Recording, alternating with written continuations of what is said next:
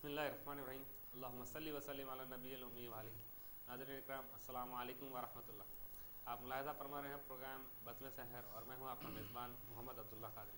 ناظرین یہ پروگرام آپ کی خدمت میں MQ ٹی وی کی جانب سے پیش کیا جا رہا ہے اور انشاءاللہ تعالیٰ یہ پروگرام آپ کی خدمت میں چاند رکھ کر پیش کیا جائے گا۔ ناظرین اکرام آپ لوگ جیسا کہ جانتے ہیں کہ ہم روزانہ ایک موضوع کا انتخاب کرتے ہیں، پہلے اس موضوع کے بارے میں گفتگو کرتے ہیں اور پھر ساتھ ہی میں آپ کے سوالات اس پروگرام میں شامل کرتے ہیں اور پھر آپ کے سوالات کے جوابات آخر میں دیے جاتے ہیں۔ حاضرین کرام آج ہم گفتگو کریں گے شب قدر کے حوالے سے کہ شب قدر کس کو کہتے ہیں، شب قدر کے معنی کیا ہے، شب قدر کب ہے، شب قدر کی علامتیں کیا ہے۔ اور الحمدللہ اس موضوع پر گفتگو کرنے کے لیے اور میری رہبری اور آپ کی رہبری فرمانے کے لیے اور آپ کے سوالات کے تشفی بخش جوابات دینے کے لیے ہمارے ساتھ تشریف فرما ہے مفتی محمد نذیر خان صاحب۔ میں مفتی صاحب کا اس پروگرام میں خیر مقدم کرتا ہوں۔ مفتی صاحب السلام علیکم ورحمۃ اللہ۔ وعلیکم السلام ورحمۃ اللہ وبرکاتہ۔ مفتی صاحب سب سے پہلے یہ بتائیے کہ شب قدر کس کو کہتے ہیں، شب قدر کیوں کہا جاتا ہے؟ بسم اللہ الرحمن الرحیم، الحمد للہ رب العالمین، والصلاة والسلام علی سید الانبیاء والمرسلین وعلی آلہ واصحابہ ومن تبعہم بإحسان الی یوم الدین اجمعین، اما بعد۔ یقیناً جو موضوع کا انتخاب کیا گیا ہے شب قدر کا، اکثر تو ایسا ہوتا ہے کہ 27ویں شب کے موقع پر یا اس سے ایک دن پہلے اس طرح کے پروگرام رکھے جاتے ہیں، موضوع کا انتخاب کیا جاتا ہے، جبکہ پہلے سے ہونا چاہیے، کیونکہ حضور اکرم صلی اللہ علیہ وآلہ وسلم کا ارشاد ہے کہ لوگوں تم شب قدر کو رمضان کے آخری دہے کی تاخراتوں میں تلاش کرو۔ لہٰذا یہ مناسب کام ہوا، کیونکہ پھر 25ویں شب بھی مل رہی ہے، 27ویں بھی ہے، 29ویں بھی حاصل ہو رہی ہے، تو لہٰذا جو لوگ عبادت کرنا چاہیں گے تو یقیناً ان کے لیے بہت ساری باتیں پھر اس پروگرام کے ذریعے معلوم ہو جائے گی۔ جہاں تک پہلا سوال کیا گیا کہ شب قدر کو شب قدر کیوں کہا جاتا ہے، تو مختلف اقوال اس کے بارے میں بیان کیے گئے۔ ایک قول یہ ہے کہ اس کی قدر و منزلت کی وجہ سے، اس کی عظمت و شان کی وجہ سے اس کو شب قدر کہا گیا، اور ایک قول یہ ہے کہ کیونکہ اس شب میں قابل قدر کتاب یعنی قرآن مجید، قابل قدر رسول کے ذریعے قابل قدر امت تک پہنچائی گئی، اسی وجہ سے اس کو شب قدر کہا گیا۔ ایک قول یہ ہے کیونکہ شب وہ بندہ کہ جو قدر والا نہیں تھا، جو شان والا نہیں تھا، وہ جو عظمت والا نہیں تھا، عبادت کرنے کی وجہ سے کیونکہ قدر والا ہو جاتا ہے، اس وجہ سے اس کو شب قدر کہا جاتا ہے۔ قدر کے ایک معنی تنگی کے بھی آتے ہیں، تو اس اعتبار سے یہ معنی بیان کیا گیا شب قدر کا، کیونکہ اس قدر فرشتوں کا ہجوم ہوتا ہے، اس قدر فرشتوں کا کثرت کے ساتھ زمین پر نزول ہوتا ہے کہ زمین تنگ ہو جاتی ہے، تو قدر کا ایک معنی تنگ ہونا ہے، تو اس وجہ سے فرشتوں کی کثرت کی وجہ سے، ان کی آمد کی وجہ سے، زمین پر تنگی ہونے کی وجہ سے کہ ان کے لیے جگہ خالی نہیں رہتی، اس قدر کثیر تعداد میں فرشتے نازل ہوتے ہیں، اس وجہ سے شب قدر کو شب قدر کہا گیا۔ آئیے ناظرین ہمارے آج کے اس پروگرام میں کالرز کا سلسلہ شروع کرتے ہیں۔ دیکھتے ہیں پہلے کالر ہمارے ساتھ کون ہے۔ السلام علیکم۔ السلام علیکم ورحمۃ اللہ وبرکاتہ۔ وعلیکم السلام ورحمۃ اللہ۔ کون صاحب اور کہاں سے بات کر رہے ہیں؟ سید غوث احمد بات کر رہا ہوں، انصاری روڈ سے۔ جی سید غوث احمد صاحب۔ جی میرا پہلا سوال یہ تھا کہ آج کل جو ہے زیادہ تر مسلم لوگ میں کیا ہو گیا، قبرستان میں کوئی جو ہے مٹی میں دفن کر دے رہے، کوئی جو ہے پتھر لگا کے بازو سے اس کے بعد دفن کر رہے میت کو، پھر کوئی جو ہے پورا اوپر سے سلا ڈھانپ کے پھر میت کو دفن کر رہے۔ اصل سنی حنفی جماعت کے لیے اصل طریقہ کیا ہے، میرے کو یہ معلوم کرنے کا تھا۔ میرا پہلا سوال یہ ہے۔ جی میرا دوسرا سوال یہ ہے کہ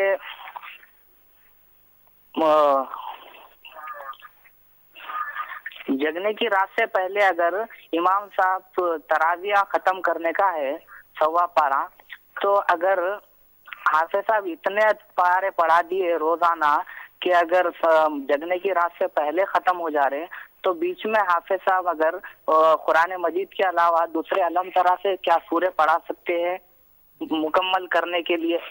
جی میرے یہی سوال تھے۔ بہت شکریہ سید غوث احمد صاحب ہمیں کال کرنے کا۔ آپ نے 2 سوال کیے، انشاءاللہ تعالیٰ مفتی صاحب آپ کے دونوں سوالات کے جواب دیں گے۔ ایک اور کالر کو شامل کرتے ہیں۔ السلام علیکم۔ السلام علیکم۔ السلام علیکم۔ وعلیکم السلام ورحمۃ اللہ۔ جی ایک سوال کرنا تھا آپ کا، فرمائیے۔ جو جو ہے سو درگاہ پہ جا کے لوگ جو ہے سو بکرے کاٹتے نیاز کرتے ہیں جی، یہ کرنا ضروری ہے، صحیح ہے یا نہیں ہے، اس تعلق سے معلوم کرنے کا۔ آپ کون سا اور کہاں سے بات کر رہے ہیں؟ میں مغل پور سے اکرم بول رہا ہوں۔ بہت شکریہ اکرم صاحب ہمیں کال کرنے کا، انشاءاللہ تعالیٰ مفتی صاحب آپ کے سوال کا جواب دیں گے۔ سب یہ بتائیے کہ شب قدر عطا کیوں کی گئی تھی، مطلب اس کی عطا کرنے کی وجہ کیا تھی؟ پہلی بات تو یہ ہے کہ شب قدر یہ امت محمدیہ کی خصوصیت ہے، کسی امت کو یہ رات عطا نہیں کی گئی تھی، خاص طور پر امت محمدیہ کو یہ شب عطا کی گئی۔ اب کیوں عطا کی گئی اور پھر عطا کیے جانے کے متعلق کیا روایتیں ملتی ہیں، تو احادیث شریفہ میں آتا ہے کہ حضور اکرم صلی اللہ علیہ وآلہ وسلم نے سابقہ امتوں کی عمروں کو ملاحظہ فرمایا کہ بڑی بڑی ان کی عمریں ہوتی تھی، ہزار ہزار سال کی عمریں ہوتی تھی، پھر اپنی امت کے عمروں کو دیکھا تو بہت ہی ان کے مقابل میں مختصر ہوئے، کیونکہ جیسا کہ آپ صلی اللہ علیہ وآلہ وسلم نے فرمایا کہ میری امت کی عمریں جو ہے 50 سے 60 کے درمیان ہیں، اور کما قال علیہ الصلوۃ والسلام۔ تو لہٰذا آپ پر ایک غم کی کیفیت طاری ہوئی کہ میری امت تو جو ہے عبادت میں ان کے مرتبے کو نہیں پا سکتی، ان کی برابری نہیں کر سکتی، کیونکہ ان کی عمریں زیادہ تھی، میری امت کی عمریں مختصر ہے۔ تو پھر اللہ تعالیٰ نے شب قدر کو عطا کیا۔ اور ایک روایت میں آتا ہے کہ حضور اکرم صلی اللہ علیہ وآلہ وسلم نے بنی اسرائیل میں کے 4 اشخاص کا ذکر کیا، حضرت ایوب، حضرت زکریا، حضرت حزقیل، حضرت یوشع کا، اور ان کے بارے میں بیان فرمایا کہ وہ ہزار ہزار سال تک اللہ کی عبادت کرتے رہے، نافرمانی نہیں کیے۔ صحابہ نے جب سنا تو ان کو ایک افسوس کی کیفیت اور ایک غم کی کیفیت طاری ہوئی کہ ہم تو اتنی عبادت نہیں کر سکتے، ہم تو اتنی فرمانبرداری نہیں کر سکتے، کیونکہ ہماری عمریں تو مختصر ہے۔ بس یہ غم کی کیفیت کا طاری ہونا تھا۔ حضرت جبرائیل حاضر ہوئے اور پھر سورہ قدر کی آیتیں نازل ہوئی اور اللہ تبارک و تعالیٰ نے شب قدر عطا کیا، اور فرمایا گیا کہ وہ رات ہے کہ اس امت محمدیہ میں سے جو کوئی فرد اس ایک رات میں عبادت کرے گا تو پھر اسے 1000 مہینوں سے زیادہ عبادت کرنے کا ثواب ملے گا۔ اور پھر امت محمدیہ اپنی عمریں مختصر رکھتے ہوئے بھی شب قدر میں عبادت کرنے کی وجہ سے سابقہ امت کے لوگوں کے برابر ثواب حاصل کر سکتی ہے، ان سے زیادہ ثواب حاصل کر سکتی ہے، اس لیے شب قدر عطا کیا گیا۔ ایک کالر کو اس پروگرام میں شامل کرتے ہیں۔ السلام علیکم۔ السلام علیکم۔ ہیلو، السلام علیکم۔ وعلیکم السلام ورحمۃ اللہ۔ جی ہماری ایک 9 سال کی بچی ہے، وہ روزہ تھے کل۔ جی ہیلو، جی فرمائیے۔ 9 سال کی بچی ہماری روزہ تھی، انہوں کل دسترخوان میں سب بیجاں پڑ رہے تھے تو غلطی سے تھوڑا سا پانی پی لیے انہوں، جی جی اس کے بارے میں مجھے، اور میری بہن کو 6 لڑکیاں ہیں تو لوگ بولتے لڑکا نہیں ہے، ان نام کرنے چلی گا بابا کا، بلکہ بولتے ذرا اس کے بارے میں بولیے گا۔ بہت شکریہ ہمیں کال کرنے کا۔ 6 لڑکیاں ہیں، لڑکا کوئی نہیں ہے، تو اس کے لیے کیا کچھ لوگ ان کے شوہر کے اوپر تہمت کرتے ہیں کہ لڑکا نہیں ہوا، تو ایسا اس معاملے میں گفتگو کرنے کے لیے کہا۔ ایک اور کالر کو شامل کرتے ہیں۔ السلام علیکم۔ وعلیکم السلام۔ ٹی وی کا آواز کم کر دیجیے۔ پہلا سوال ہے میرا امام صاحب، جی فرمائیے۔ پہلا سوال میرا یہ ہے کہ لوگ میت بہت روز ایک ایک روز رکھتے، گاؤں سے آنا باہر سے آنا بول کے رکھتے، دیری کرتے، اس کے بارے میں۔ اور دوسرا سوال میرا ہے صاحب، کوئی بہن ہے اگر اکیلے گھر میں ہے، پتری بہن ہے بھوپیری بہن ہے، تو کیا اپن جا سکتے؟ تو بولتے باجانے جا سکتے بول کے بولتے۔ اور تیسرا سوال یہ ہے صاحب میرا کہ غیبت ہم خود کریں صاحب، آج کل غیبت کے بارے میں سمجھائیے، مرد بھی اور بھی کر رہے ہیں، اللہ آپ کو اچھا رکھو۔ پہلا سوال کیا تھا آپ کا؟ پہلا سوال میت میں دیری کر رہے ہیں، موتا کو 2 روز 3 روز گھروں میں رکھ لے رہے ہیں، باہر سے آنا بول رہے ہیں، جلدی نہیں اٹھا رہے ہیں، اور موتا کو تیز لے کے بھگتے صاحب بچنے، اس کے بارے میں سمجھے۔ بہت شکریہ ہمیں کال کرنے کا۔ انشاءاللہ تعالیٰ مفتی صاحب آپ کے تینوں سوالات کے جوابات دیں گے۔ حاضرین ایک بار پھر آپ کی خدمت میں ایک بات عرض کر دوں کہ آپ ہم سے جب بھی رابطہ کرتے ہیں اپنے ٹی وی کا آواز کم کر کے رابطہ کریں۔ مجھے بار بار یہ فون اٹھا کر کہنا پڑ رہا ہے کہ پہلے آپ اپنے ٹی وی کا آواز کم کریں، پہلے آپ اپنے ٹی وی کا آواز کم کریں۔ ایسا نہ کریں، آپ جب بھی فون ملاتے ہیں اپنے ٹی وی کا آواز کم کر کے ہم سے رابطہ کریں۔ ایک اور کالر کو اس پروگرام میں شامل کرتے ہیں۔ السلام علیکم۔ السلام علیکم ورحمۃ اللہ وبرکاتہ۔ وعلیکم السلام ورحمۃ اللہ۔ سر میں حافظ بابا نگر سے حبیب احمد فداق بات کر رہا ہوں۔ جی حبیب احمد شوال کے روزوں کی کیا فضیلت ہے، بیان فرمائی۔ بہت شکریہ ہمیں کال کرنے کا۔ انشاءاللہ تعالیٰ صاحب شوال کے روزوں کی فضیلت بیان فرمائیں گے۔ سب یہ بتائیے کہ शब क़द्र की फजीलत में से और ये एक तो 80 साल की इबादत या उससे ज़्यादा की इबादत है, इसके अलावा और कुछ फजीलतें बयान की गई है? देखिए, शब क़द्र की बड़ी फजीलत के लिए यकीनन ये बात काफ़ी है कि अल्लाह तबारक व तआला ने एक मुकम्मल सूरा उसकी शान व अज़मत में नाजिल फरमाया। सूरह क़द्र में अल्लाह ताला का इरशाद है कि इन्ना अंज़लनाहु फ़ी लैलतिल क़द्र, कि हमने कुरान को शब क़द्र में नाजिल किया। तो ये बहुत ही शान हो गई शब क़द्र की कि अल्लाह तबारक व तआला ने कुरान के नाजिल करने के लिए शब क़द्र का इंतखाब फरमाया। फिर आगे इरशाद होता है वमा अदराका मा लैलतुल क़द्र, तुम्हें क्या पता कि शब क़द्र क्या है, कैसी अज़मत वाली रात है। फिर इरशाद होता है कि लैलतुल क़द्रि खैरुम मिन अल्फ़ि शहर, कि शब क़द्र ये 1000 महीनों से बेहतर है। 1000 महीनों के बराबर भी नहीं बल्कि उससे बेहतर। यानी कोई अगर बंदा सिर्फ शब क़द्र में अल्लाह की इबादत करता है तो फिर उसे 1000 महीने नहीं बल्कि 1000 महीनों से ज़्यादा अल्लाह की इबादत करने का सवाब मिलता है। फिर फरमाया कि तनज़्ज़लुल मलाइकतु वर्रूहु फ़ीहा बिइज़्नि रब्बिहिम मिन कुल्लि अम्र, फरमाया कि उसमें जिब्राईल अमीन, रूहुल अमीन हज़रत जिब्राईल अलैहिस्सलाम नाजिल होते हैं, फ़रिश्ते नाजिल होते हैं हर मामले को लेकर, बड़े मामलात को लेकर। और फरमाया कि सलामुन हिय हत्ता मतलअल फ़ज्र, ये रात सरापा सलामती होती है और ये सलामती का नुज़ूल तुलुए फ़ज्र तक जारी रहता है। और हुज़ूर अकरम सल्लल्लाहु अलैहि वसल्लम ने हदीस शरीफ में फरमाया कि मन क़ाम लैलतल क़द्र ईमानन व इहतिसाबा गुफ़िर लहु मा तक़द्दम मिन ज़ंबि, फरमाया कि जो कोई शब क़द्र में ईमान की हालत में सवाब की नीयत से जो कोई इबादत करेगा तो उसके साबिक़ा गुनाहों की बख्शिश हो जाएगी। और एक रिवायत में आप सल्लल्लाहु अलैहि वसल्लम ने फरमाया कि ऐ लोगों, तुम्हारे पास एक ऐसा महीना आया है कि जिसमें ऐसी रात है जो 1000 महीनों से बेहतर है। और फरमाया कि जो इससे महरूम रहा वो हर भलाई से महरूम हो गया, और वही उससे महरूम हो सकता है जिसकी बुनियाद में महरूमी लिखी गई हो, बुनियादी तौर पर जिसके लिए महरूमी मुक़द्दर की गई हो, ऐसा शख्स ही इससे महरूम हो सकता है। तो ये फ़जीलत हुज़ूर अकरम सल्लल्लाहु अलैहि वसल्लम ने बयान फरमाई। और एक रिवायत में आता है हुज़ूर अकरम सल्लल्लाहु अलैहि वसल्लम फरमाते हैं कि जैसे ही शब क़द्र होती है तो जिब्राईल अमीन फ़रिश्तों की झुरमट में, फ़रिश्तों की जमात के साथ ज़मीन पर नाजिल होते हैं। जो कोई बंदा खड़े होकर या बैठ कर अल्लाह का ज़िक्र कर रहा है उसके लिए रब की बारगाह में दुआए मग़फ़िरत किया करते हैं। एक कॉलर को इस प्रोग्राम में शामिल करते हैं। अस्सलाम वालेकुम। अस्सलाम वालेकुम। हेलो, अस्सलाम वालेकुम। सलाम वालेकुम। वालेकुम सलाम। आप अपने टीवी का आवाज़ कम करिए। हाँ, मैं मकबूल, शेख मकबूल, मैं शेख मकबूल रियासत नगर से बोल।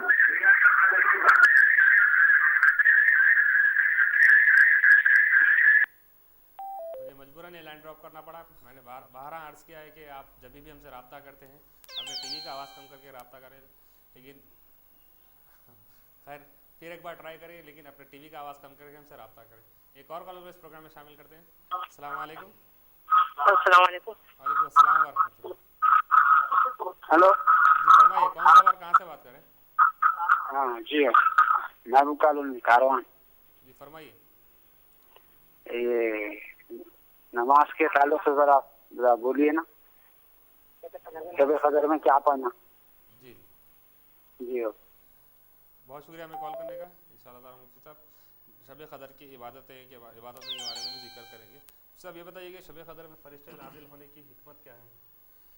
बहुत सी हिकमतें बयान की गई है कि ऐसा क्यों है कि शब क़द्र में ख़ुसूसियत के साथ जिब्राईल अमीन ज़मीन पर तशरीफ़ लाते हैं और फ़रिश्ते फिर कसरत के साथ, जैसा कि ज़िक्र किया गया, इतनी कसीर तादाद में आते हैं कि ज़मीन उनके लिए तंग हो जाती है। उसको उनके नाजिल करने का मकसद क्या है? तो एक वजह ये बयान की गई कि जब इंसान को पैदा किया गया था, अल्लाह ताला ने फ़रिश्तों से कहा था कि इन्नी जाइलुन फ़िल अर्ज़ि खलीफ़ा, कि मैं ज़मीन में एक खलीफ़ा बनाने वाला हूँ जो मेरे अहकाम को वहाँ पर फैलाएगा, मेरी तालीमात को फैलाएगा, मेरे पैगाम को आम करेगा। यानी इंसान को पैदा कर रहा हूँ। तो फ़रिश्तों ने एतराज़ किया था और अर्ज़ किया था कि क़ालू अतजअलु फ़ीहा मन युफ़सिदु फ़ीहा व यस्फ़िकु दिमा, अल्लाह तो ऐसे को खलीफा बनाएगा कि जो उसमें फ़साद करेगा ज़मीन में और खून बहाएगा। तो एतराज़ किया था उन्होंने इंसान पर।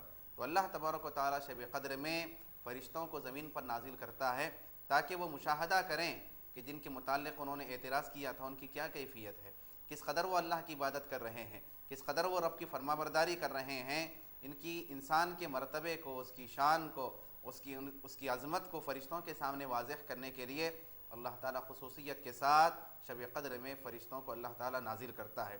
دوسری حکمت یہ بیان کی گئی کہ دیکھیے اگر کہیں عبادت کر رہے ہیں، کہیں محفل ہے اور اس میں یہ تصور ہے کہ اگر یہ ہو جائے کہ کوئی بزرگ شخصیت بھی شامل ہو جائے، کوئی اللہ کا نیک بندہ اور صاحب کیفیت کوئی شخصیت آ جائے، تو پھر وہ محفل کی برکتیں اس کی کیفیت میں اضافہ ہو جاتا ہے کہ مجلس میں فلاں بھی حاضر ہے، فلاں بھی تشریف فرما ہے۔ تو یہ احساس دلانے کے لیے اور ان کی کیفیت میں اضافہ کرنے کے لیے، لوگوں کی عبادت کے جذبے کو بڑھانے کے لیے اللہ تبارک و تعالیٰ فرشتوں کو نازل کرتا ہے، تاکہ جب یہ معلوم ہوگا کہ بھئی فرشتے بھی ہمارے ساتھ موجود ہیں، فرشتے بھی تشریف لائے ہوئے ہیں، فرشتے بھی نازل ہوئے ہیں، تو پھر بندوں کے جذبے میں، ان کی عبادت کے شوق میں، عبادت کے ذوق میں اضافہ ہوگا۔ اس وجہ سے فرشتوں کو شب قدر میں نازل کیا جاتا ہے۔ یہ حکمتیں بیان کی گئی۔ سب یہ بتائیے کہ شب قدر قرآن شب قدر میں نازل ہوا ہے، لیکن قرآن تو 23 سال کی مدت میں تھوڑا تھوڑا ہو کر نازل ہوا ہے، تو یہ بات کہاں تک صحیح ہے؟ ہاں تو اچھا سوال ہے یہ۔ شب برات کے بارے میں بھی آتا ہے کہ اللہ تعالیٰ نے فرمایا انا انزلناہ فی لیلۃ مبارکہ، کہ بے شک ہم نے قرآن کو ایک برکت والی رات میں نازل کیا۔ تو بعض علماء کے مطابق برکت والی رات سے مراد شب برات ہے۔ اور پھر شب قدر کے بارے میں بھی حکم ارشاد ہو رہا ہے کہ انا انزلناہ فی لیلۃ القدر، کہ ہم نے قرآن کو شب قدر میں نازل کیا۔ اور حقیقت تو یہ ہے کہ حضرت جبرائیل جو قرآن پاک لایا کرتے تھے، وحی کا جو نزول ہوتا تھا، وہ تو 23 سالہ حضور اکرم صلی اللہ علیہ وآلہ وسلم کی ظاہری حیات کے اعلان نبوت کے بعد مختلف اوقات میں نازل ہوتا رہا۔ تو پھر اس کا کیا مطلب ہے؟ شب برات میں نازل کرنے کا مطلب کیا ہے؟ شب قدر کا کیا مطلب ہے؟ پھر یہ تو 23 سالہ زندگی میں پھر قرآن نازل ہوا۔ تو علماء کرام نے بیان فرمایا کہ شب برات میں نازل کرنے کا مطلب یہ ہے کہ شب برات میں قرآن کے نازل کرنے کا فیصلہ کیا گیا اور اس کو متعلقہ فرشتوں کے حوالے کیا گیا۔ اور شب قدر میں نازل کرنے کا مطلب یہ ہے کہ شب قدر میں لوح محفوظ سے دنیا کا جو آسمان ہے اس پر قرآن کا نزول کیا گیا، اور پھر حضور اکرم صلی اللہ علیہ وسلم کی 23 سالہ ظاہری حیات کے اعلان نبوت کے بعد کی زندگی میں پھر قرآن پاک مختلف اوقات میں نازل ہوتا رہا۔ سب شب قدر کی رات کون سی رات ہے؟ اب شب قدر کے بارے میں پہلی بات تو یہ ہے کہ دیکھیے ایسا قطعی نہیں ہے کہ 27ویں شب ہی شب قدر ہوتی ہے، جیسا کہ ہمارے پاس رواج ہے کہ 27ویں شب کا ہی اہتمام کرتے ہیں، باقی تاخراتوں کا اہتمام نہیں کرتے، جبکہ حضور اکرم صلی اللہ علیہ وآلہ وسلم نے فرمایا کہ اے لوگو، تم شب قدر کو رمضان کے آخری دہے کی تاخراتوں میں تلاش کرو۔ تو لہٰذا ساری تاخراتوں میں اہتمام ہونا چاہیے، کسی بھی تاخرات میں شب قدر ہو سکتی ہے، غفلت نہیں برتنا چاہیے۔ ہاں غالب امکان یہ ہوتا ہے کہ 27ویں شب ہو، لیکن کیونکہ سرکار کا ارشاد ہے تو لہٰذا ساری تاخراتوں میں عبادت کا اہتمام کیا جائے، اللہ کی فرما برداری کی جائے، دعا کیا جائے، استغفار کی جائے، درود شریف کی کثرت کی جائے، کیونکہ کوئی بھی شب تاخراتوں میں سے شب قدر ہو سکتی ہے۔ سب یہ بتائیے کہ شب قدر کی ایک رات یعنی کہ کون سی رات ہے، یہ بیان یہ حضور صلی اللہ علیہ وسلم کے بیان نہ کرنے کے پیچھے حکمت کیا ہے؟ مطلب اس کو پوشیدہ رکھنے کی کیا حکمت ہے؟ دیکھیے حدیث شریف میں آتا ہے کہ حضور اکرم صلی اللہ علیہ وآلہ وسلم تشریف لائے اور آپ نے دیکھا کہ 2 آدمی آپس میں جھگڑ رہے تھے، تو سرکار نے فرمایا کہ میں اس لیے آیا تھا تاکہ تمہیں بتاؤں کہ شب قدر کون سی رات ہے، فکس طور پر بتا دوں، معین طور پہ بتا دوں کہ کون سی رات ہوتی ہے۔ لیکن سرکار نے فرمایا کہ کیونکہ فلاں نے آپس میں جھگڑا کیا، اس کی وجہ سے پھر اس کی تعیین اٹھا لی گئی، لہٰذا بیان نہیں کہ فرمایا کہ معین طریقے سے طور پر کون سی شب میں ہوتی ہے، بس یہ فرمایا کہ بس تم اس کو رمضان کے آخری دہے کی تاخراتوں میں تلاش کرو۔ ایک تو بات اس میں ایک نصیحت یہ ملتی ہے کہ آپس کے اختلافات، آپس کے امت مسلمہ کے جھگڑے، ایک دوسرے کے نزاعات، ایک دوسرے سے لڑائی جھگڑا کرنا اس قدر انتہائی نقصان دہ ہوتا ہے کہ بندہ اس کی وجہ سے اللہ کی کئی رحمتوں سے محروم ہو جاتا ہے، کئی نعمتوں سے محروم ہو جاتا ہے۔ لڑائی ہو گئی، سرکار تو تشریف لائے تھے شب قدر کو بیان کرنے کے لیے کہ کون سی رات میں ہوتی ہے، لیکن آپس میں لڑائی کی 2 لوگوں نے، اس کی وجہ سے پھر اس کی تعیین اٹھا لی گئی، اس کا فکس کب ہوتی ہے شب قدر، وہ بیان کرنے سے آپ صلی اللہ علیہ وسلم نے خاموشی اختیار کی۔ سرکار تو جانتے تھے، سرکار نے پھر فرمایا کہ شاید تمہارے لیے وہ بہتر بھی ہے، اس کا تعین اٹھا لیا جانا ایک اعتبار سے بہتر بھی ہے، کیونکہ اگر معلوم ہو جائے کہ فلاں شب ہی شب قدر ہے تو پھر بندہ جو ہے باقی راتوں میں عبادت کا اہتمام نہیں کرے گا، صرف اسی رات میں کرے گا۔ تاخراتوں میں ہو سکتی ہے تو ساری تاخراتوں میں عبادت کا اہتمام کرے گا۔ دوسری بات یہ ہے کہ شب قدر معلوم ہو گئی کہ فلاں رات میں ہے، اس کے باوجود اس سے غفلت کیا تو پھر زیادہ گناہ ہوگا، بخلاف اس کے کہ کوئی بھی تاخرات میں ہو سکتی ہے تو پھر اس میں جو غفلت ہوتی ہے اس پہ پھر اتنا عذاب، اتنا گناہ نہیں ہوتا۔ اگر فکس طور پہ بتا دیا جاتا اور بندہ غفلت کرتا تو اس کے لیے بہت ہی محرومی کی بات ہوتی۔ سب شب قدر کی کچھ مخصوص عبادتیں بیان فرمائیں۔ شب قدر کی عبادتیں مخصوص طریقے سے تو ایسا بیان نہیں، حدیث شریفہ میں ذکر نہیں کیا گیا کہ یہ عبادت ہی کرو، یہ عبادت مت کرو، یا یہ عبادت کا خاص طور پہ لحاظ کیا کرو، کوئی بھی عبادت کی جاتی ہے جیسے، لیکن جیسا کہ علماء کرام نے بیان فرمایا کہ اگر نمازیں چھوٹی ہوئی ہے تو اس کا اہتمام کرنا چاہیے، اس کو ادا کر لینا چاہیے، کیونکہ وہ تو ذمہ داری ہے، قیامت کے دن سب سے پہلے نمازوں کے بارے میں پوچھ ہونے والا ہے۔ تو نمازیں اگر چھوٹی ہوئی ہے تو اس کی تکمیل کر لی جائے، نوافل بھی پڑھنے کی کوشش کریں، صلاۃ و تسبیح ہے، بڑی اس کی فضیلت ہے، دیگر نوافل ہیں، تہجد کا تو اہتمام ہوتا ہی ہے، اور اسی طرح قرآن کی تلاوت ہے، درود شریف کی کثرت ہے، استغفار ہے۔ اور روایت میں آتا ہے کہ حضرت عائشہ صدیقہ رضی اللہ تعالیٰ عنہا نے سرکار سے عرض کیا کہ یا رسول اللہ، اگر مجھے پتہ چل جائے کہ فلاں رات شب قدر ہے تو میں اس میں کیا دعا کروں؟ تو آپ صلی اللہ علیہ وآلہ وسلم نے فرمایا کہ یہ دعا کرو، اللہم انک عفو تحب العفو فاعف عنی، اللہم انک عفو تحب العفو فاعف عنی، کہ اے اللہ بے شک تو خوب معاف کرنے والا ہے، معاف کرنے کو پسند کرتا ہے، بس تو مجھ کو معاف کر دے۔ تو لہٰذا یہ دعا کا کثرت سے اہتمام ہونا چاہیے، یہ دعا کرنا چاہیے، کیونکہ حدیث شریف سے یہ دعا کا ثبوت موجود ہے۔ یہ کالر کو شامل کرتے ہیں۔ السلام علیکم، لائن ڈراپ ہو گئی۔ ناظرین، گفتگو چل رہی ہے شب قدر کے حوالے سے۔ اگر آپ کو بھی اپنا کوئی سوال اس پروگرام میں شامل کرنا ہو تو اسکرین پر دیے گئے نمبر پر کال کر سکتے ہیں اور اپنا سوال نوٹ کروا سکتے ہیں۔ ایک اور کالر ہمارے ساتھ لائن پر موجود ہیں، ان کو شامل کرتے ہیں۔ السلام علیکم۔ السلام علیکم۔ وعلیکم السلام ورحمۃ اللہ۔ ہیلو، آپ اپنے ٹی وی کا آواز کم کر دیجیے۔ جی ہاں کر دیا۔ وہ ایک سوال تھا میرا۔ جی فرمائیے۔ جی، خواتین کی آواز گھر کے باہر جانا ٹھیک ہے؟ خواتین کا گھر کے باہر جانا، آواز اچھا، آپ کون سا اور کہاں سے بات کر رہے ہیں؟ جی میں سید اسماعیل مومن باغ سے بات کر رہا ہوں۔ بہت شکریہ سید اسماعیل صاحب ہمیں کال کرنے کا۔ آپ نے سوال کیا ہے کہ خواتین کی آواز گھر کے باہر جانا ہے، یہ کس حد تک درست ہے؟ ان شاء اللہ تعالیٰ مفتی صاحب آپ کے سوال کا جواب دیں گے۔ ایک اور کالر ہمارے ساتھ لائن پر موجود ہے، ان کو شامل کرتے ہیں۔ السلام علیکم۔ السلام علیکم ورحمۃ اللہ وبرکاتہ۔ وعلیکم السلام ورحمۃ اللہ۔ جی میرا سوال یہ تھا کہ ہمارے گھر کے پاس میں ایک مسجد تعمیر ہوئی ہے جس میں ایک صاحب اذان دے رہے تھے 4 دن سے، تو وہاں پر کے نوجوان محلہ نے اعتراض کیا کیونکہ وہ رمضان سے پہلے شراب پیتے تھے، ایسا کچھ لوگ کو معلوم تھا، تو انہوں نے تین وقت اذان دی ہے، 3 روز اذان دی ہے مکمل۔ وہ لوگ نے اعتراض کیا، تو یہ کسی حد تک صحیح ہے یا غلط ہے؟ ان لوگ کا روکنا صحیح ہے یا غلط ہے؟ میرے کو یہ معلوم کرنا تھا مفتی صاحب سے۔ میں امان نگر سے بات کر رہا ہوں، پرویز ہے۔ بہت شکریہ پرویز صاحب ہمیں کال کرنے کا۔ ان شاء اللہ تعالیٰ مفتی صاحب آپ کے سوال کا جواب دیں گے۔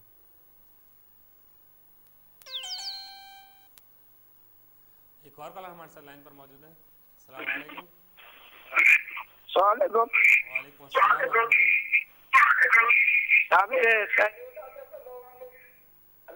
جی فرمائیے۔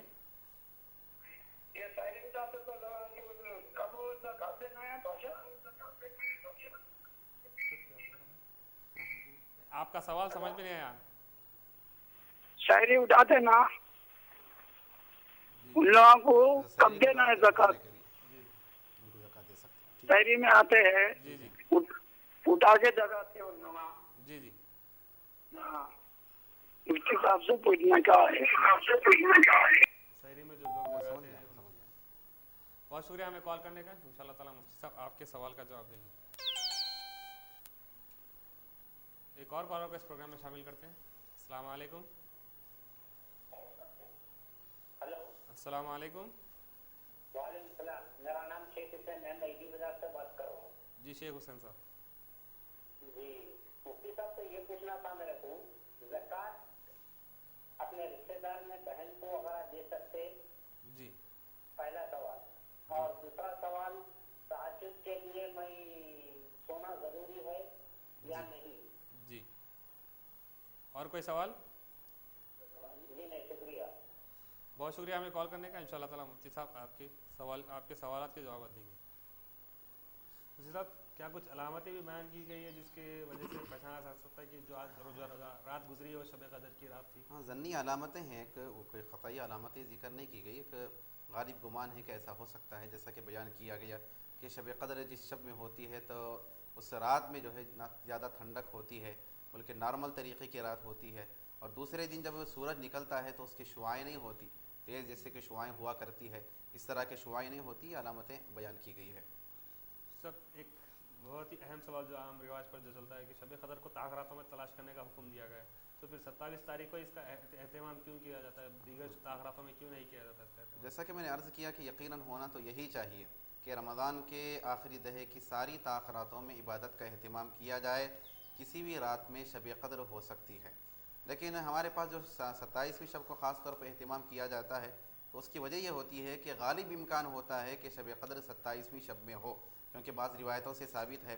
حضرت ابی بن کعب فرماتے ہیں، حضرت ابن عباس رضی اللہ تعالیٰ عنہما سے مروی ہے، آپ حضرات کا ارشاد ہے کہ آپ فرماتے ہیں کہ شب قدر جو ہے رمضان کے آخری دہے کی 27ویں شب میں ہی ہوا کرتی ہے.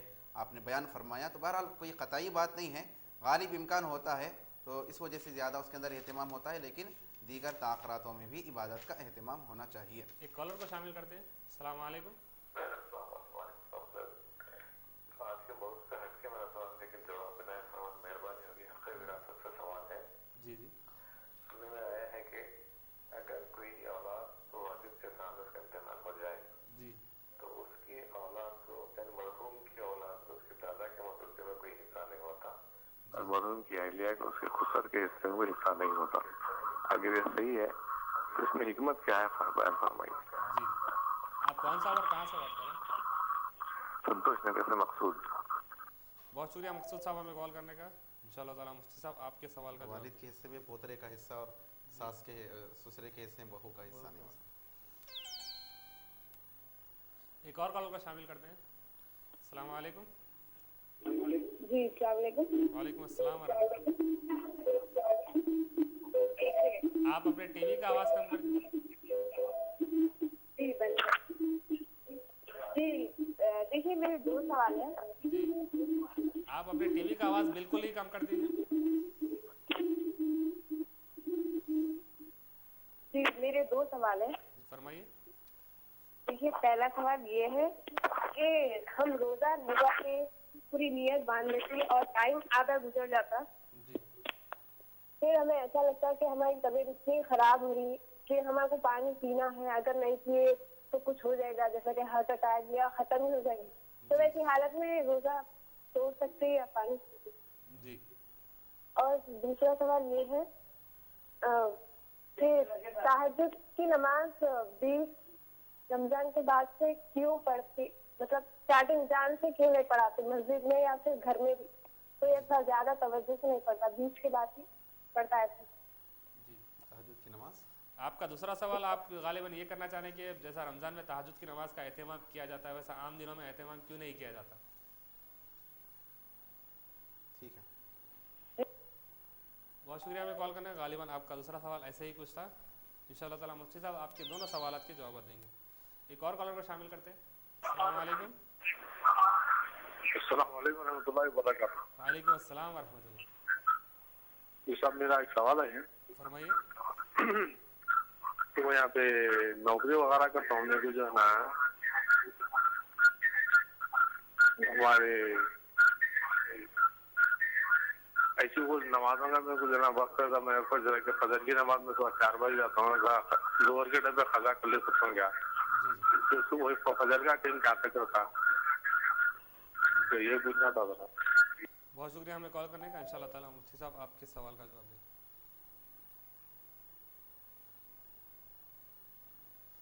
مفتی صاحب شب قدر پہلے کالر کو شامل کر لیتے ہیں. السلام علیکم. وعلیکم السلام رحمۃ اللہ وبرکاتہ. آپ کو مفتی صاحب کو بہت بہت سلام اور دعا. وعلیکم السلام. میں سید لطیف شاہ. جی سید لطیف شاہ صاحب خیریت سے آپ؟ مفتی صاحب سے فرمائیے، گزارش یہ ہے کہ ہمارے معاشرے میں جھوٹ بہت زیادہ ہو گئی. جی. جھوٹ کے تعلق سے ذرا مخصوص حدیث بیان کرے تو مہربانی ہوگی. جی جی. اور میری گزارش آپ سے اور ایک یہ ہے کہ میں کوئی نمبر نہیں مل رہا. مفتی صاحب کا میں بہت کوشش کر رہا ہوں، ایک فون نہیں اٹھا رہے ہیں. میرا نمبر یہی ہے، برائے مہربانی آپ کو تکلیف میں ہوں آپ کو عبداللہ پاشا، آپ میرے کال فون پہ اگر آپ کال کر دیے تو مہربانی. بہت شکریہ لطیف شاہ صاحب ہمیں کال کرنے کا. انشاءاللہ تعالیٰ مفتی صاحب آپ کے سوال کا جواب دیں گے، اور انشاءاللہ تعالیٰ پروگرام کے بعد ہماری ٹیکنیکل ٹیم آپ کو کال کر کے مفتی صاحب کا نمبر فراہم کرے گی. ایک اور کالر کو شامل کرتے ہیں. السلام علیکم. अस्सलाम वालेकुम साहब। वालेकुम अस्सलाम वरहमतुल्लाह। खैरियत से? अल्हम्दुलिल्लाह। जी मेरा नाम काशिफ है, मैं मेहदीपट्टनम से बात कर रहा हूँ साहब। मेरे 2 सवाल आते हैं। जी काशिफ साहब, आप मेरा खैरियत ये से? था, अल्लाह का एहसान है, हाफिज साहब के साथ में मिलना है, इनके साथ बैठ करना है कि इस्लाम की जो समझाते हैं मुझे बहुत जल्दी समझ में आता है। काफी मैं उम्मा दीन सबके साथ बैठ तो ऊपर से जाता मेरे, और जो मुफ्ती साहब से समझा रहे हैं अल्हम्दुलिल्लाह बहुत जल्दी समझ में आ रहा है। इनसे पर्सनली मिलके इंशाल्लाह तकरीबन इस्लामिक की बात आपको मालूम करने का है। हमें भी ख्वाहिश रहेगी कि आप हमसे मुलाकात करें ताकि इंशाल्लाह और गुफ्तगू जरूर हो जरूर सके। इंशाल्लाह, अल्लाह हयात दिया तो रखूंगा। पहला सवाल ये था मेरा, पूरी दुनिया में सऊदी अरबिया के साथ ईद होती रमजान की, चांद से रोजे रहते, चांद से खुलते। सिर्फ एक इंडिया एक ऐसा शहर है जो दूसरे दिन अपन फॉलो करते, तो इसका एक ताल्लुक से मालूम करना था। मैं ऑलमोस्ट नोटिस कर रहा हूँ पहले दिन से रमजान में हर कोई सलाम को अस्सलाम अलैकुम बोल दे रहे हैं, डायरेक्ट लानत बरसो बोल दे रहे हैं, सलाम सही नहीं कर सक रहा कोई। ये ताल्लुक से बात करने का था, क्यों तो हर कोई सलाम में गलती कर रहा है, और जो देखो औरता बोल रही, आदमियां बोल रहे हैं, महाशा खराब हो जा रहा। भाई ये हो रहा कहाँ से? अपनी गलती है, हलाल कमाई कमाइए तो ये चीज की नौबत नहीं आती। तो बेहतर ये थोड़ा उसके बारे में थोड़ा मुफ्ती साहब एक्सप्लेन करे, और मुफ्ती साहब का नंबर मैं इंशाल्लाह रोज कॉल करूँ, रात में स्विच ऑफ हो जा रहा आपका फोन। नहीं इंशाल्लाह ताला मैंने आपका नंबर नोट कर लिया है, आपका ये नंबर मैं इंशाल्लाह ताला। इंशाल्लाह शुक्रिया साहब, बहुत बहुत शुक्रिया, अल्लाह आपको हिदायत खैर करे। बहुत शुक्रिया काशिफ साहब हमें कॉल करने का। इंशाल्लाह ताला मुफ्ती साहब आपके सवालात के जवाब देंगे, और इंशाल्लाह ताला प्रोग्राम के बाद आपको मुफ्ती साहब का नंबर फराहम किया जाएगा। एक और कॉलर को शामिल करते हैं। अस्सलाम वालेकुम। वालेकुम सलाम। मेरे को एक सवाल करने का था। फरमाइए। कि वाजिबतर अपन नमाज पढ़ते शाम में, तो उसके बाद वो बगैर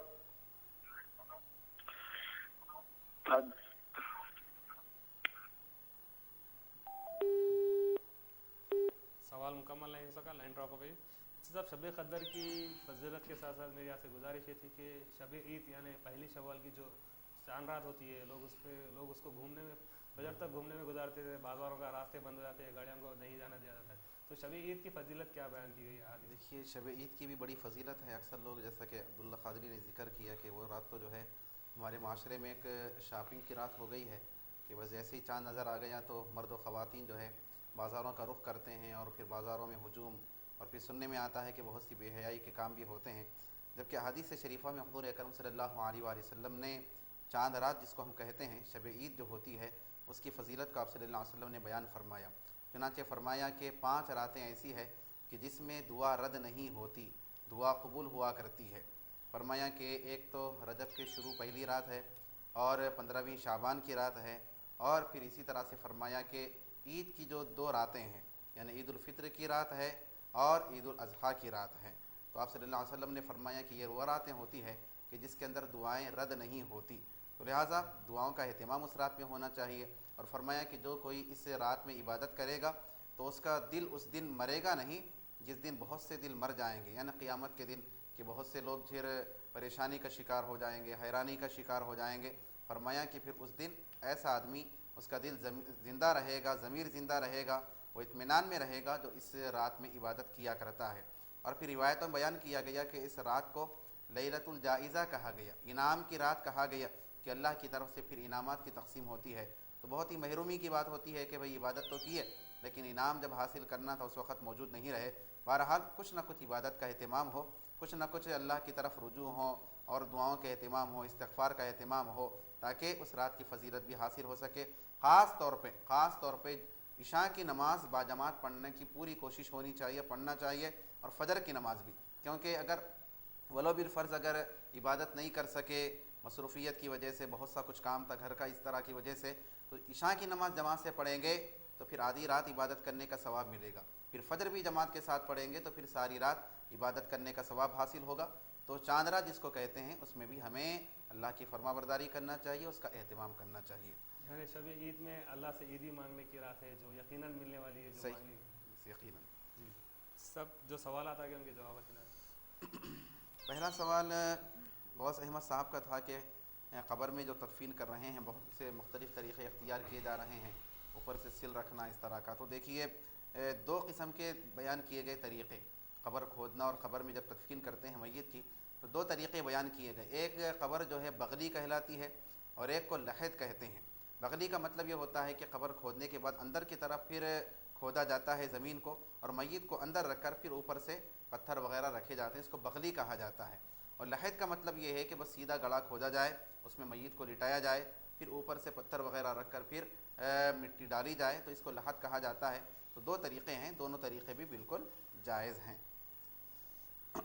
ایک سوال انہوں نے یہ کیا کہ جاگنے کی رات میں، یعنی جیسے 27ویں شب ان کی مراد تھی کہ اس رات میں ختم قرآن کرنا تھا، لیکن امام صاحب جو ہے پڑھا دیے، زیادہ پاروں کی تکمیل ہو گئی اور پہلے ہی تکمیل ہو رہی ہے، تو باقی جو بچے ہوئے راتیں ہیں شب قدر سے پہلے کے 27ویں شب کے پہلے کے راتیں، تو کیا اس میں علم ترا سے تراویح پڑھی جا سکتی ہے؟ تو بالکل پڑھی جا سکتی ہے، ایسی کوئی ممانعت یا پابندی نہیں ہے۔ اکرم صاحب نے سوال کیا کہ درگاہوں پر جو نیاز اور منت کی جاتے ہیں وہ کرنا کیسے ہے، کیا درست ہے یا نہیں؟ دیکھیے، منت ایک تو شرعی منت ہوتی ہے، وہ تو پھر اللہ کی خاطر ہوئی ہونا چاہیے کہ فلاں کام اگر ہو جائے تو میں اللہ کے لیے روزہ رکھوں گا، سمجھے، اس طرح کے جو کام ہوتے ہیں، اتنی نمازیں پڑھوں گا۔ تو منت شرعی اعتبار سے جو منت اور نظر ہوتی ہے وہ تو اللہ ہی کے لیے جائز ہے، کسی اور کے لیے نہیں۔ اب ہمارے معاشرے میں یہ جو منت ہوتی ہے کہ فلاں کام ہو گیا تو فلاں بارگاہ پر جا کر، درگاہ پر جا کر جو ہے کھانا کھلائیں گے، اس طرح کا عمل، تو یہ ایصال ثواب ہے، اس کو منت عرفی کہا جاتا ہے، اور یہ ایصال ثواب کی ایک صورت ہے۔ نعوذ باللہ اس میں ایسا نہیں ہوتا کہ مطلب یہ کہ بعض لوگ سمجھتے ہیں کہ اس طرح سے نظر مان کے جو ہے وہ بکرا جو ذبح کیا جاتا ہے وہ حرام ہو جاتا ہے، وہ تو اللہ کے نام پہ ہونا تھا، بزرگ کے نام پہ کیسا ہوا؟ تو دیکھیے، اگر ذبح کرتے وقت اگر اللہ کا نام لینے کے بجائے اگر بزرگ کا نام لیا گیا کہ فلاں ولی کے نام پہ ذبح کرتا ہوں، اس طرح کا اگر ذبح کیا گیا تو پھر جانور حرام ہوگا۔ نہیں، جانور کو ذبح کرتے وقت تو اللہ ہی کا نام لیا گیا، بسم اللہ اللہ اکبر ہی کہا گیا، بس مقصود یہ ہے کہ وہ جو کھانا کھلایا جا رہا ہے اس کا ثواب اس ولی کو پہنچے، اس صاحب قبر کو پہنچے، تو یہ تو ایصال ثواب کی صورت ہے، اس کے اندر کوئی ممانعت نہیں ہے۔ خاتون نے سوال کیا کہ ان کے 9 سال کی لڑکی ہے، روزہ رکھی تھی لیکن دوپہر کے وقت میں جو ہے غلطی سے دستر پر، درود کی دستر پر پانی رکھا ہوا تھا، غلطی سے پانی پی لی۔ دیکھیے، غلطی سے کھانے پینے سے روزہ متاثر نہیں ہوتا، روزہ نہیں ٹوٹتا۔ اور ایک سوال ان کا یہ تھا کہ ان کو 6 لڑکیاں ہیں، لڑکے نہیں ہیں، تو لوگ تانا دیتے ہیں، ان کے شوہر کو جو ہے تانا دیتے ہیں کہ تم کو لڑکا نہیں ہوا۔ تو دیکھیے، ایسا نہیں ہے، لڑکیوں کا ہونا بڑی رحمت قرار دیا گیا، لڑکیوں کو رحمت قرار دیا گیا، لڑکے کو نعمت قرار دیا گیا۔ نعمت پر پوچھ ہوتی ہے، رحمت پر ثواب حاصل ہوتا ہے۔ اور اللہ تعالیٰ نے جب قرآن پاک میں ذکر کیا اب اولاد دینے کے بارے میں، تو اللہ نے فرمایا کہ یہب لمن یشاء اناثا، فرمایا سب سے پہلے فرمایا کہ وہ جس کو چاہتا ہے لڑکی دیتا ہے، بعد میں لڑکے کا ذکر کیا، لڑکی کا پہلے ذکر کیا۔ اور حضور اکرم صلی اللہ علیہ وآلہ وسلم کو بھی جتنی اولاد تھی، 3 لڑکے تھے، 4 لڑکیاں تھے، اور آپ کے لڑکوں میں سے کوئی بھی جوانی کی عمر کو نہیں پہنچے، آپ کی نسل بھی پھیلی ہے، آپ کا پاک نسب بھی پھیلا ہے، تو آپ کی صاحبزادی حضرت فاطمہ الزہرا رضی اللہ تعالی عنہا سے پھیلا ہے، تو لہٰذا لڑکیاں ہیں، لڑکے نہیں ہیں، تو یہ تو اللہ کی مرضی ہوتی ہے، بندے کے اختیار میں نہیں ہوتا کہ وہ لڑکی پیدا کرے، لڑکا پیدا کرے، اللہ کے فیصلے ہوتے ہیں۔ اس پر اعتراض کرنا یہ بالکل مناسب نہیں ہوتا، کیونکہ یہ اللہ کے فیصلے پر اعتراض کرنا ہوتا ہے۔ ہر ایک کو راضی ہونا چاہیے، اللہ نے جو بھی عطا کیا ہے اس پر خوش رہنا، اس کا شکر بجا لانا، اور لڑکیوں کا ہونا یہ رحمت کا باعث ہوتا ہے، اس کی وجہ سے پھر اللہ کی کئی نعمتیں اور رحمتیں حاصل ہوتی ہے۔ صلاح الدین صاحب نے سوال کیا، پہلا سوال ان کا یہ تھا کہ میت کو دفنانے میں، ان کی جنازہ وغیرہ میں لوگ تاخیر کر رہے ہیں، تو دیکھیے بلا وجہ کی تاخیر کرنا یہ بالکل مناسب نہیں، جیسا کہ ہم نے اس سے پہلے بھی عرض کیا کہ حضور اکرم صلی اللہ علیہ وآلہ وسلم نے حضرت علی رضی اللہ تعالیٰ عنہ سے فرمایا کہ 3 چیزوں میں تاخیر مت کرو، نماز جب اس کا وقت ہو جائے، جنازہ جب حاضر ہو جائے، لہٰذا یعنی مرنے کے بعد بھی اس میں تاخیر کرنا، جنازے کو پڑھانے میں بھی تاخیر کرنا، اس سے منع کیا گیا، اور فرمایا کہ لڑکی جب اس کے لیے مناسب رشتہ مل جائے۔ حکم یہ ہے کہ جب کسی کا انتقال ہو جائے تو جتنی جلدی ہو سکتی ہے اس کو غسل دیا جائے، اس کی نماز جنازہ پڑھی جائے، اس کی تدفین کی جائے، اور پھر جیسا کہ انہوں نے ذکر کیا کہ بعض لوگ تیزی کے ساتھ لے کر جاتے ہیں، تو حکم ہے یہ کہ جنازہ جب لے جایا جائے تو تیزی اختیار کی جائے، لیکن اتنا بھی تیز نہیں کہ ایک بے وقاری کی کیفیت اور بھاگنے کا انداز ہو، ایسا نہیں، بلکہ قدم تیز تیز چلائے جائیں۔ سرکار نے فرمایا کہ جنازے کو تیزی کے ساتھ لے جاؤ، کیونکہ اگر وہ نیک ہے تم اس کو پھر جو ہے قبر کی طرف اور پھر اللہ کے حوالے کر رہے ہو تیزی کے ساتھ، اور اگر برا ہے تو پھر تیزی کے ساتھ تم اپنے کاندھوں پر سے اس کو اتار رہے ہو، تو حکم ہے تیزی کا، لیکن تیزی کا مطلب بھاگنا کرنا، دوڑنا نہیں، بلکہ تیز تیز قدم دوڑانا، یہ اس کا مقصد ہے۔ اور ایک ان کا سوال یہ تھا کہ اگر تنہا بہن جو ہے چچیری بہن یا خلیری بہن گھر میں ہو تو جانا کیسا ہوتا ہے؟ تو احتیاط کا حکم دیا گیا، کیونکہ جب کوئی خاتون تنہا ہوتی ہے، اس کے ساتھ مرد تنہا ہوتا ہے، تو حدیث میں آتا ہے کہ ان میں کا تیسرا جو ہے شیطان ہی ہوتا ہے۔ اور حضرت عمر کے بارے میں آتا ہے کہ آپ باہر بیٹھے ہوئے تھے، پوچھا گیا کہ کیا وجہ ہے، تو انہوں نے فرمایا کہ اندر بہن جو ہے تنہا ہے، اس وجہ سے میں باہر بیٹھا ہوں۔ احتیاط کی صورت یہی ہے، کوئی خیال پہلے سے تو آنا نہیں چاہیے ذہن میں، غلط خیالات کو آنے نہیں دینا چاہیے، احتیاط اختیار کرتے ہوئے تنہا اگر ہے تو گھر میں نہ جایا جائے تو بہتر ہوتا ہے۔ ایک سوال ان کا یہ بھی تھا کہ لوگ جو ہے غیبت بہت کر رہے ہیں، اس کی مذمت کو، اس کی کس قدر مذمت بیان کی جائے؟ تو دیکھیے غیبت کو یہ قتل سے زیادہ بدترین بیان کیا گیا، زنا سے زیادہ شدید بیان کیا گیا۔ فرمایا گیا کہ زنا اگر بندہ کرتا ہے، توبہ کرتا ہے تو اللہ اس کی توبہ کو معاف کرتا ہے، قبول کرتا ہے، اور اگر غیبت کرتا ہے بندہ، توبہ بھی کرتا ہے، تو اللہ تعالیٰ اس وقت تک اس کی توبہ کو قبول نہیں کرتا جب تک کہ جس کی غیبت کی گئی ہے وہ اس کو معاف نہ کرے۔ تو لہٰذا اللہ تعالیٰ نے قرآن پاک میں فرمایا کہ وَلَا يَغْتَبْ بَعْضُكُمْ بَعْضًا، کہ تم میں کا کوئی کسی کی غیبت نہ کرے۔ أَيُحِبُّ أَحَدُكُمْ أَن يَأْكُلَ لَحْمَ أَخِيهِ مَيْتًا فَكَرِهْتُمُوهُ، کیا تم غیبت کر کے اپنے مردار بھائی کا گوشت کھانا چاہتے ہو؟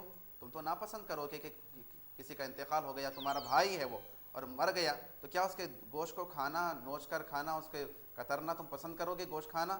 وہ تو ناپسند کرو گے۔ تو فرمایا کہ غیبت کرنا بھی اسی کے قائم مقام ہے، لہٰذا بہت ہی کبیرہ گناہوں میں سے اس کا شمار کیا گیا غیبت کرنا۔ اور حدیث میں آتا ہے کہ صحابہ نے عرض کیا کہ رسول اللہ اگر وہ عیب اس کے اندر موجود ہے، ہم بیان کر رہے ہیں، تو کیا غیبت ہوگی؟ تو سرکار نے فرمایا کہ اگر عیب موجود ہے اور اس کی غیر موجودگی میں اس طرح سے تم بیان کر رہے ہو کہ اس کو بات پہنچے تو ناپسند لگے، ناگوار ہو جائے، عیب موجود ہے تم بیان کر رہے ہو تو غیبت ہے، اور اگر موجود نہیں ہے بیان کر رہے ہیں تو وہ تو تہمت ہے، الزام ہے، اس کا گناہ پھر الگ ہے، لہٰذا غیبت سے بچا جائے۔ حبیب احمد فداق صاحب نے سوال کیا کہ شوال کے روزوں کی فضیلت کیا ہے؟ تو دیکھیے حدیث شریف میں آتا ہے حضور اکرم صلی اللہ علیہ وآلہ وسلم نے فرمایا کہ جس نے رمضان کے روزے رکھے اور اس کے بعد پھر شوال کے روزے بھی رکھا تو فکأنما صام الدہر کلہ، تو گویا کہ اس نے سارا سال روزہ رکھا، کیونکہ اللہ کا اعلان یہ ہے کہ ایک نیکی پر 10 نیکیوں کا ثواب ملتا ہے، تو لہٰذا 30 نیکیوں پر 300 ہو گئے اور پھر وہ 6 پر 60 ہو گئے، تو لہٰذا 36 روزوں کی وجہ سے 360 دن یعنی سارا سال روزہ رکھنے کا ثواب حاصل ہوتا ہے۔ ایک سوال یہ کیا گیا کہ شب قدر میں کون سی عبادت کرنا چاہیے؟ کیا عبادت کا اہتمام، غالباً یہی سوال تھا کہ کیا عبادت کی جائے، تو ایسا کچھ نمازیں کون سی پڑھنا چاہیے؟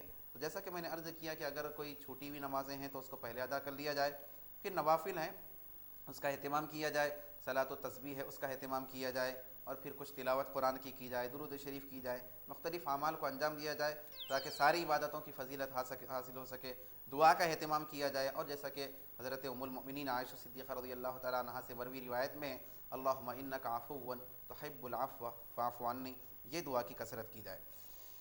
ایک سوال بھائی نے یہ کیا کہ خواتین کی آواز کا گھر سے باہر جانا کیسے ہے؟ تو دیکھیے جیسے خواتین کو عورت کہا گیا، عورت کہتے ہیں چھپانے کی چیز، پردہ کرنے کی چیز، جیسے عورت ہے، عورت کی آواز بھی عورت ہے، اس کو بھی باہر جانے سے بچانے کا حکم دیا گیا۔ فتنے پیدا ہوتے ہیں، آواز بھلی لگی پھر انسان پھر سوچنے لگتا ہے، آگے تک پھر اس کا خیال جا سکتا ہے، پھر فتنے اس کے اندر پیدا ہو سکتے ہیں، تو لہٰذا عورتوں کی آواز کو باہر جانے سے بھی بچانے کی تاکید کی گئی۔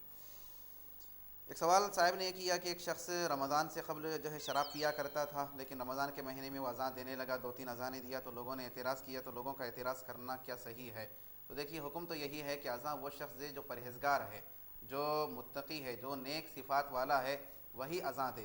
اور اگر یہ صاحب نے اگر توبہ کر لیا ہے، وہ کہہ رہے ہیں کہ بھئی میں توبہ کر لیا ہوں، آئندہ ایسی حرکت نہیں کروں گا، تو پھر ان کو بالکل اجازت دی نہیں چاہیے، کیونکہ روکنا اذان سے یہ بھی مناسب نہیں ہوتا، نہیں اسے توبہ وغیرہ نہیں، وہی ان کا سلسلہ ہے، وہی ان کی عادت ہے، تو پھر روکا جائے تو یہی مناسب ہے تاکہ اچھی صفات والے لوگ اذان دیں۔ ایک شخص نے سوال کیا کہ سحری میں اٹھانے والوں کو کیا زکوٰۃ دی جا سکتی ہے؟ تو دیکھیے اگر اٹھانے کے بدلے میں دے رہے ہیں، اگر آپ اس کی اجرت کے طور پہ، جیسا کہ وہ لوگ مانگنے کے لیے آتے ہیں کہ ہم اتنے دن آپ کو بیدار کیے، اٹھایا، آپ کی خدمت کیے، اجرت دیجیے، تو اجرت کے طور پہ دیں گے تو پھر جائز نہیں ہوگا، زکوٰۃ کو بغیر اجرت کے دینا چاہیے، کہ کسی چیز کی اجرت میں یا بدل میں نہیں، بغیر اس کے دے رہے ہیں تو پھر دے سکتے ہیں، لیکن یہ بات کا بھی خیال کیا جائے، ویسے تو ہوتے نہیں اکثر، لیکن پوچھ لیا جائے کہ ان کا نام کیا ہے، کہیں سید تو ان کے ساتھ نہیں ہے، سید گھرانے سے تو ان کا تعلق نہیں ہے تو پھر دی جا سکتی ہے۔ شیخ حسین صاحب نے سوال کیا کہ زکوٰۃ کیا بہن کو دے سکتے ہیں؟ تو ہاں بالکل دے سکتے ہیں، اگر مستحق ہے وہ اور سادات میں سے نہیں ہے تو بالکل دی جا سکتی ہے۔ اور ایک سوال ان کا یہ تھا کہ تہجد کے لیے کیا سونا ضروری ہے؟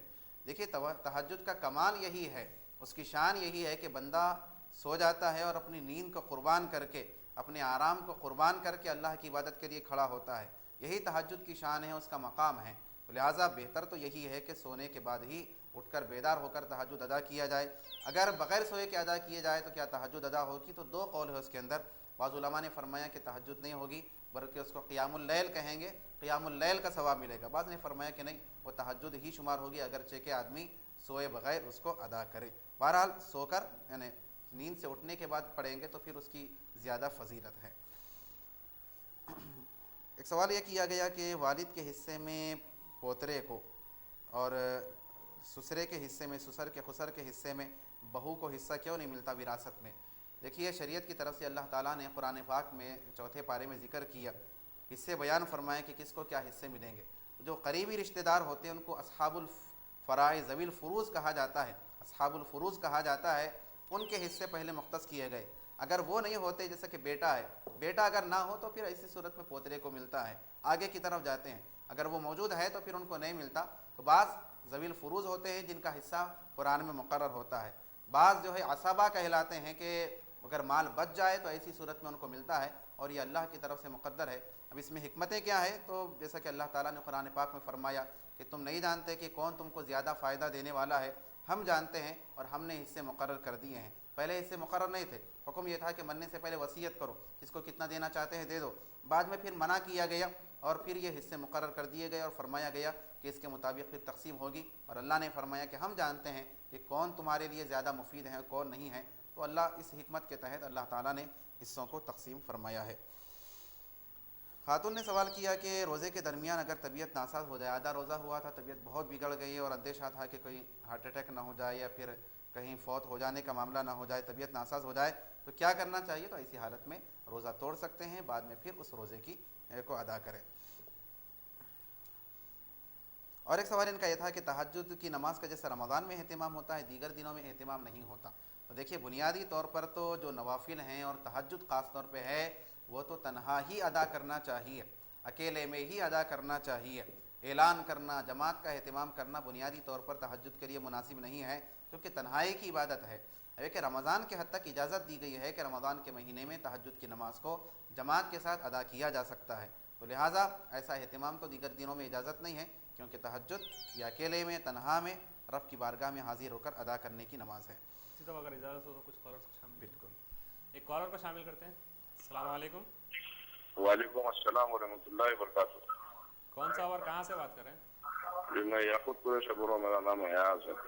جی ایاز صاحب۔ جی صاحب، سب پرسوں ایک دعوت افطار ہوئی آصف نگر میں، جی جی، تو اس دعوت میں جو ہے تمام پورے مرد موجود تھے، جس میں ایک محترمہ کھڑے ہوئے تھے دعوت کا استقبال کرنے۔ جی تو شرعی مسئلہ اس کے لیے کیا ہے؟ کیا پورے مردوں کے بیچ میں کھڑے رہ سکتے ہیں؟ جی، اور کوئی سوال کرنا چاہتے ہیں؟ جی نہیں، شکریہ، بہت شکریہ صاحب ہمیں کال کرنے کا۔ انشاءاللہ تعالیٰ صاحب آپ کے سوال کا جواب دیں گے۔ ایک اور کالر کو شامل کرتے ہیں۔ السلام علیکم۔ وعلیکم السلام ورحمۃ اللہ وبرکاتہ۔ جی کون صاحب اور کہاں سے بات کر رہے ہیں؟ صاحب میں ماجد بات کر رہا ہوں نبیل پورے سے۔ جی ماجد صاحب۔ صاحب یہ اپنے سر کے روزے کی حالت میں سر کے بال اور اپنے کیا ہاتھ کے بال وغیرہ یہ بنا سکتے ہیں ناخن؟ بہت شکریہ ہمیں کال کرنے کا، انشاءاللہ تعالیٰ صاحب آپ کے سوال کا جواب دیں گے۔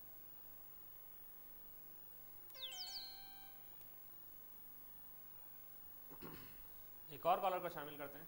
السلام علیکم۔ وعلیکم السلام ورحمۃ اللہ وبرکاتہ۔ جی کون صاحب اور کہاں سے بات کر رہے ہیں؟ میں اسد خان یاقوت پورے سے بول رہا ہوں حافظ صاحب۔ جی اسد خان صاحب۔ مفتی صاحب کو میری طرف سے سلام فرمائے۔ وعلیکم السلام ورحمۃ اللہ وبرکاتہ۔ اور جو ہے سحر انتہا کے وقت بھی دعا پڑھا دیجیے، کیا کہ دیکھتے ہوئے جو ہے ٹائم کا محسوس نہیں ہو رہا۔ ماشاء اللہ اتنا اچھا دکھتا ہے مفتی صاحب جواب دیتے وقت، تو وقت کا محسوس ہی نہیں ہوتا۔ بیچ میں آپ سے گزارش ہے کہ انتہائی سحر کے لیے دعا فرمائی۔ बहुत शुक्रिया असद साहब हमें कॉल करने का। मैं भी मुफ्ती साहब से गुजारिश करूँगा कि जो दुआ है वो दुआ पर पढ़ाए सब चीज़। ओके, इससे हो गया शायद सैर का मतलब।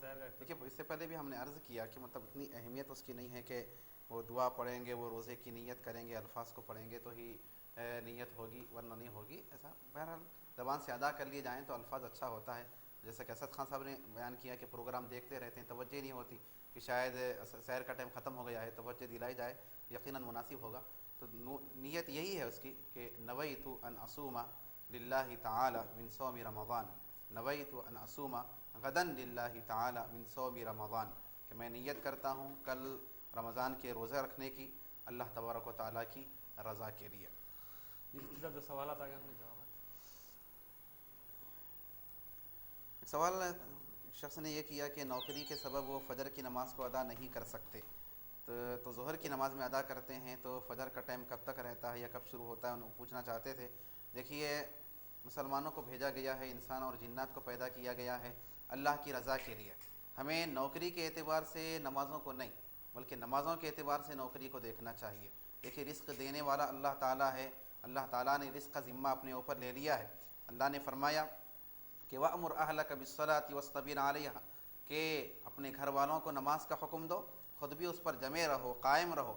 ला नसअलुका रिज़्क़ा, हम तुमसे रिस्क नहीं मांगते, नहनु नरज़ुकुक, हम तुमको रिस्क देंगे। तुम्हारी ज़िम्मेदारी है कि नमाज़ों की पाबंदी करो। अब रहा रिस्क का मामला तो हमारी ज़िम्मेदारी है, हम तुमको रिस्क देंगे। तो लिहाजा नौकरी की वजह से नमाज़ों को बिल्कुल छोड़ देना बिल्कुल मुनासिब नहीं होता। अगर ऐसी नौकरी में आप मसरूफ़ हैं तो कोशिश कीजिए कि जितनी जल्दी हो सकते हैं इस नौकरी को छोड़कर ऐसी नौकरी को इख्तियार किया जाए कि जिसमें नमाज की पाबंदी हो सके, क्योंकि नमाज का अदा करना ये फ़र्ज़ होता है।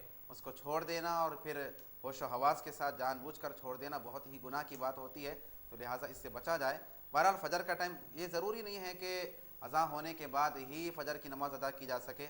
ऐसा भी आप कर सकते हैं कि ये टाइम देख लिया कीजिए, जो कैलेंडर्स वगैरह होते हैं कि फ़जर का टाइम कब शुरू हो रहा है। अगर फ़जर का टाइम शुरू हो गया तो फिर आप नमाज़ अदा करके अपनी नौकरी के लिए जा सकते हैं। अगर जमात के साथ ना भी पढ़े तो कम अज़ कम वक्त होते ही नमाज़ पढ़ लेकर फिर आप रवाना हो जाएं ताकि नमाज़ क़ज़ा ना हो सके। और फिर फ़जर का टाइम तकरीबन 1 घंटे तक रहता है, यानी मुकम्मल उसका जो टाइम होता है वो दर्ज होता है। मुख्तलिफ बदलते रहते हैं टाइम, सुबह सादिक़ तक वो टाइम होता है। वो देख लें आप कि कब शुरू हो रहा है कब ख़त्म हो रहा है, उसके एतबार से कोशिश करें कि फ़जर की नमाज़ क़ज़ा ना हो। लतीफ़ शाह साहब ने सवाल किया कि माशरे में झूठ की कसरत हो रही है, इस तरफ तवज्जो दिलाई जाए और इसकी मजम्मत क्या है कि झूठ किस कदर बुरी चीज़ है। देखिए हुज़ूर अकरम सल्लल्लाहु अलैहि वसल्लम से अर्ज़ किया गया कि या रसूल अल्लाह, क्या मोमिन बुज़दिल हो सकता है? सरकार ने फरमाया कि हाँ हो सकता है। अर्ज़ किया गया कि क्या मोमिन बख़ील हो सकता है? फरमाया कि हाँ हो सकता है। अर्ज़ किया गया कि या रसूल अल्लाह, क्या मोमिन झूठा हो सकता है? फरमाया कि मोमिन झूठा नहीं होता, झूठ बोलना यह मुनाफिकों का काम है। फरमाया कि 3 चीज़ें मुनाफिकों की अलामत है कि जब वादा करे तो वादा खिलाफ़ी करे, जब अमानत रखी जाए तो ख़ियानत करे, और जब बात बोले तो झूठ बोले। झूठ बोलना ये मुनाफिकों का काम है, मुसलमानों के बिल्कुल लायक नहीं है। मुसलमान की शान नहीं होती कि वो झूठ से काम ले। और फिर आप सल्लल्लाहु अलैहि वसल्लम ने फरमाया कि जब कोई बंदा झूठ बोलता है तो उससे ऐसी बदबू निकलती है कि रहमत का जो फरिश्ता साथ में होता है वो 1 मील फासले पर चले जाता है उस बदबू की वजह से।